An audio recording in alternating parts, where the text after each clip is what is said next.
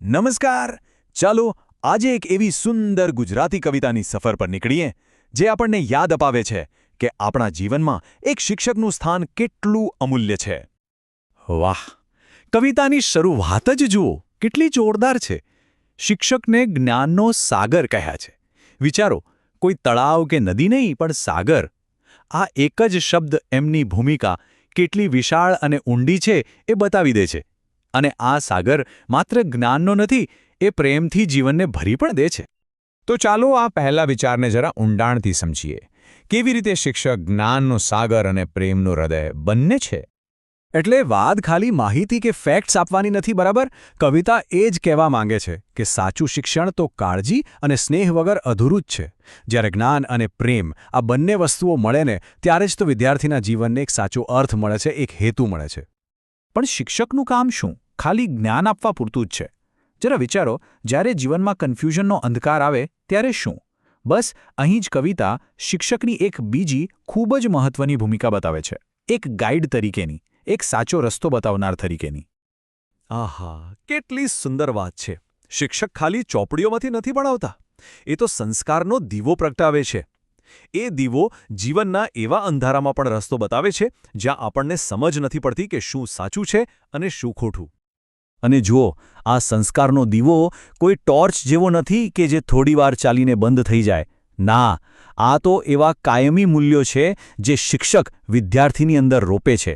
અને પછી તો આ જ પ્રકાશ, આ જ વેલ્યુઝ જીવનના દરેક પડકારમાં, દરેક કન્ફ્યુઝનમાં સાચો રસ્તો શોધવામાં મદદ કરે છે. ઓકે, તો આપણે જ્ઞાનની વાત કરી, સંસ્કારની વાત કરી. હવે કવિતા આપણને એનાથી પણ એક સ્ટેપ આગળ લઈ જાય છે, એવા પાઠ તરફ જે કોઈ પુસ્તકમાં કે સિલેબસમાં નથી મળતા. અને આ જ તો આખી કવિતાનો હાર્દ છે, નહીં? કે સૌથી મોટા પાઠ તો એ નથી જે ચોપડીમાં છપાયેલા છે, પણ એ છે જે શિક્ષકના વર્તનમાંથી, એમના શબ્દોમાંથી સીધા આપણા દિલમાં ઉતરી જાય છે. તો એનો મતલબ શું થયો? શિક્ષણના જાણે બે ભાગ છે. એક બાજુ છે પુસ્તકનું જ્ઞાન, એટલે કે ફેક્ટ્સ અને થિયરીઝ, અને બીજી બાજુ છે સદ્ગુણનું શિક્ષણ, જેમ કે પ્રામાણિકતા, દયા, સાચું બોલવું. એક સાચો શિક્ષક આ બંને વચ્ચે એક બ્રિજ જેવું કામ કરે છે. તે ખાલી હોશિયાર વિદ્યાર્થીઓ નથી બનાવતા, પણ સારા ચારિત્ર્યવાળા માણસ પણ બનાવે છે. સારું, હવે વાત આવે છે એક એવી ભૂમિકાની જે ખરેખર ખૂબ જ ઇન્સ્પાયરિંગ છે. એ છે વિદ્યાર્થીના સપનાઓને ઓળખવાની અને પછી એ સપનાઓને પાંખો આપવાની. સપનાઓને ઉડાન આપવી. આ સાંભળવામાં કદાચ કવિતા જેવું લાગે, પણ આ ખાલી કવિતા નથી, આ એક આખી પ્રોસેસ છે. શિક્ષક વિદ્યાર્થીની અંદર છુપાયેલી ટેલેન્ટને ઓળખે છે અને પછી એને એટલો સક્ષમ બનાવે છે કે એ હકીકતમાં પોતાના સપના પૂરા કરી શકે. તો અહીં સપનાનો મતલબ ખાલી ઊંઘમાં આવતા સપના નથી. અહીં સપના એટલે વિદ્યાર્થીની અંદર રહેલું પોટેન્શિયલ, એની આશાઓ, એનું ભવિષ્ય, જે બસ એક તકની રાહ જોઈ રહ્યું છે, અને એ તક શિક્ષક પૂરી પાડે છે. અને હા, આ કોઈ જાદુ નથી કે એક દિવસમાં થઈ જાય. આ તો એક આખી જર્ની છે. સૌથી પહેલાં તો શિક્ષકે છુપાયેલી ટેલેન્ટને શોધીને એને પોષણ આપે છે. પછી એનામાં કોન્ફિડન્સ ભરે છે કે હા, તું કરી શકે છે.